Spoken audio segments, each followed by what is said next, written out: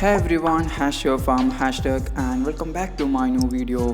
Huawei is ready to start 2020 with a new flagship smartphone in the form of Huawei P40. But according to new reports, Huawei P40 implements Sony IMX700 CMOS sensors, which will have a large 1x1.33 sensor area that supports 16 pixel buying technology and use 52 megapixel resolution.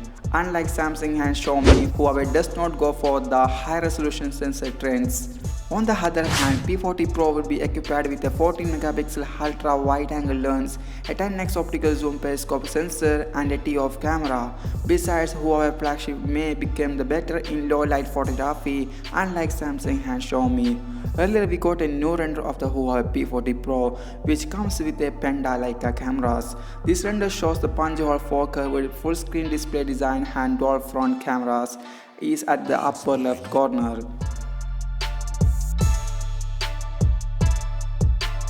The phone uses the same water-fast screen similar to the Huawei P30 Pro with a little bit improvement on the sides. However, the arc may be slightly smaller than the later on P40 Pro. Also, earlier rumor mentioned 6.5-inch OLED screen which will feature a refresh rate of 120Hz and 2K plus resolution. Further, have a 5000 mAh battery and a 50-watt fast charging technology that is developed by Huawei itself. Further powered by Kirin and associated with the dual mode 5G, and Huawei P40 series will be released in March 2020 in an event in Paris, France. So let me know your thoughts about the Huawei P40 series in the comment box. I will share a new video tomorrow. Make sure to subscribe to this channel for more updates about the Huawei P40 Pro, and also don't forget to hit that notifying bell icon. Time for watching it. Haskushabz from hashtag.